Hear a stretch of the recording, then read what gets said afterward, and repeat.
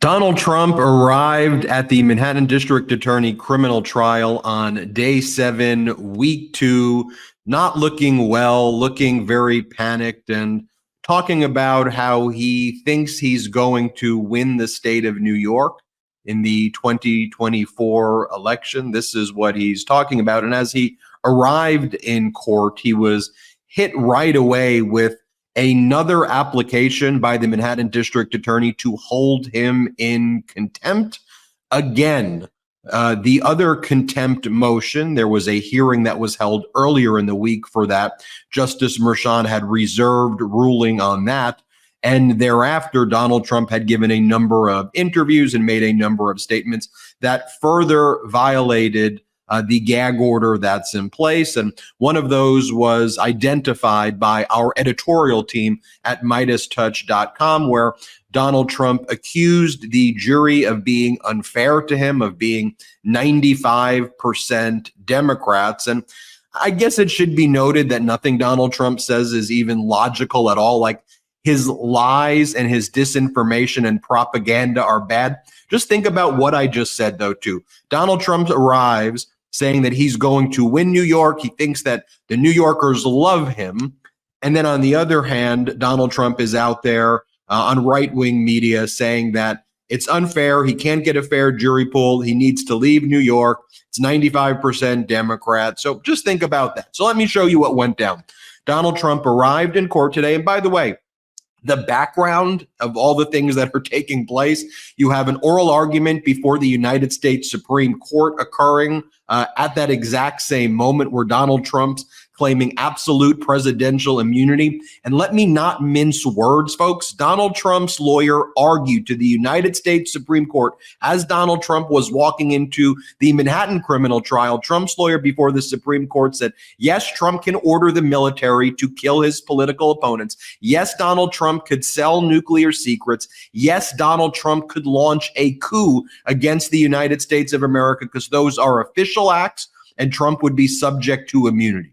That's exactly what Donald Trump's lawyer was saying in Washington, D.C., while Donald Trump was walking into the Manhattan criminal trial. And you had David Pecker testifying, more on that in a moment. But this is Donald Trump arriving at the Manhattan trial and saying that I think we're going to win New York. I'm going to the Bronx. I'm going to hold a rally at Madison Square Garden. Here, play this clip. And I think we have a good chance of winning New York. We're going to give it a big play. We're going to the South Bronx to do a rally. We're going to be doing a rally at Madison Square Garden, we believe. We think we're signing Madison Square Garden to do it. We're going to have a big rally honoring.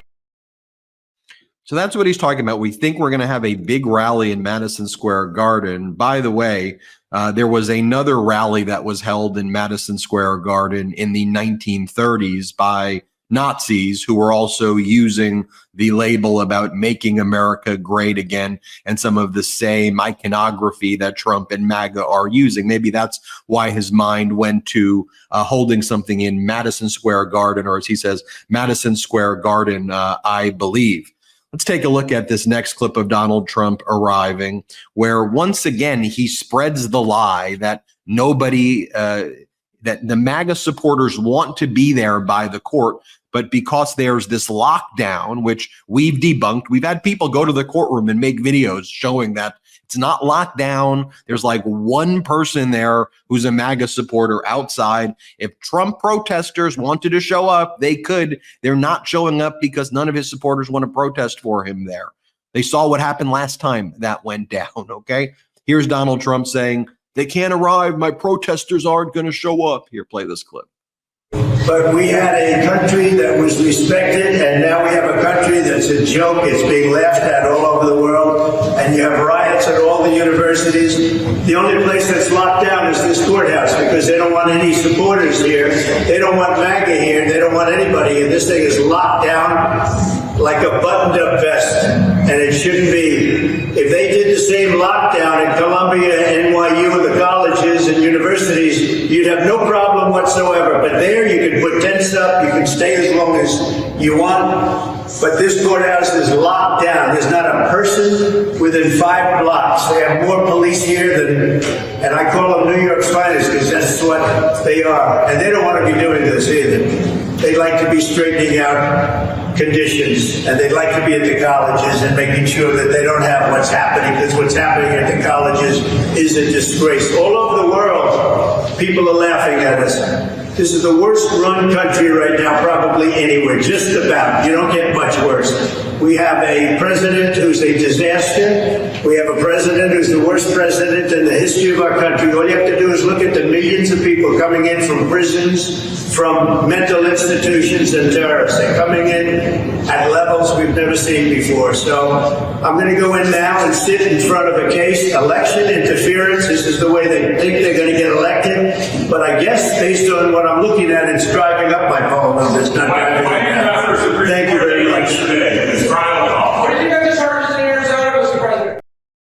Quite literally, everything that individual says is a lie.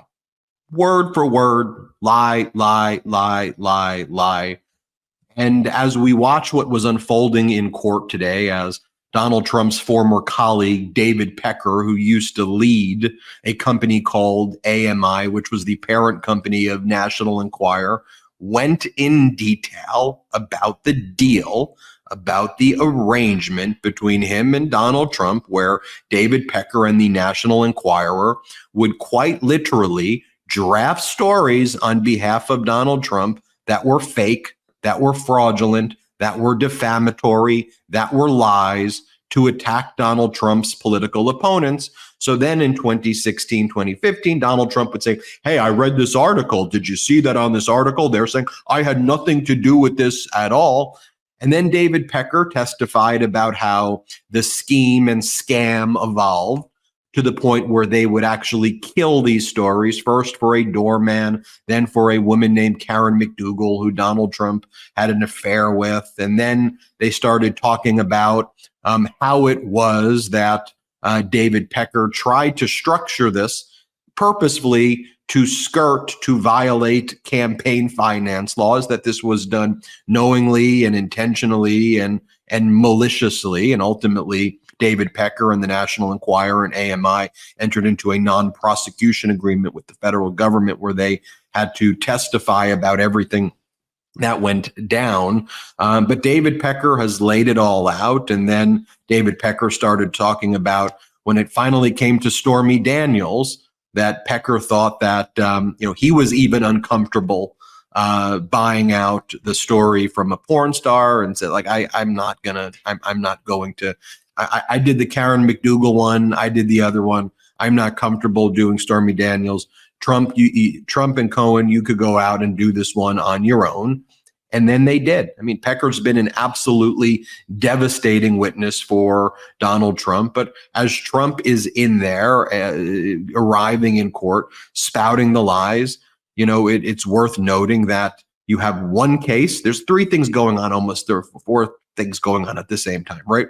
You've got a case in Manhattan, criminal trial against Donald Trump for interfering, manipulating the 2016 election by engaging in these campaign finance schemes and by having these fraudulent business records. And we see the efforts to which Donald Trump went about to manipulate all of these news articles and to lie and to push out all of these lies and propaganda.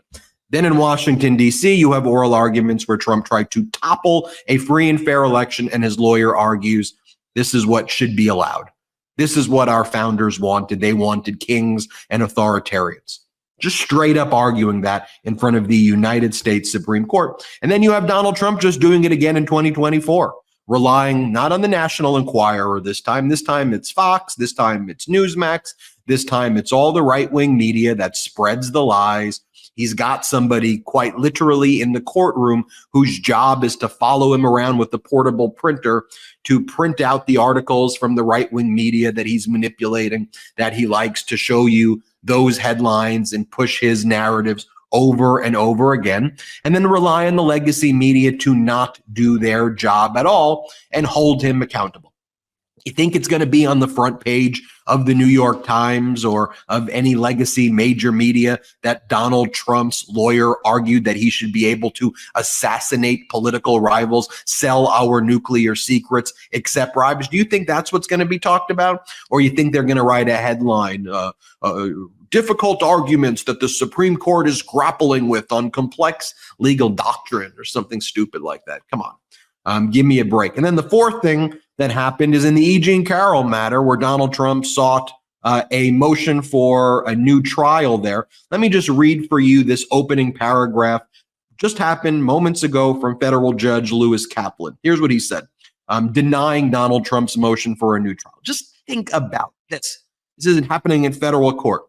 The jury, not a judge, the jury in a closely related case previously found that Donald Trump forcibly sexually abused plaintiff E. Jean Carroll in the mid-1990s and maliciously defamed her in an October 2022 statement. In this case, another jury awarded Ms. Carroll $17.3 million in compensatory and $65 million in punitive damages against Mr. Trump for defaming her in two other statements that Mr. Trump issued from the White House. Mr. Trump now moves for a new trial or alternatively for a judgment as a matter of law dismissing this case, and that's denied. Just think about that language. A jury in two separate cases. In one case, found that Donald Trump forcibly sexually abused E. Jean Carroll and then maliciously defamed her. Then another jury found that he maliciously defamed her again. What are we even talking about, folks? Anyway, hit subscribe. We're on our way to 3 million subscribers here. Thank you for watching our continuing coverage of all of this on the MeidasTouch Network. Thanks for watching. Enough! Send him to the big house, not the White House. Get the new exclusive tees, mugs, and stickers right now at store.meidastouch.com. That's store.meidastouch.com.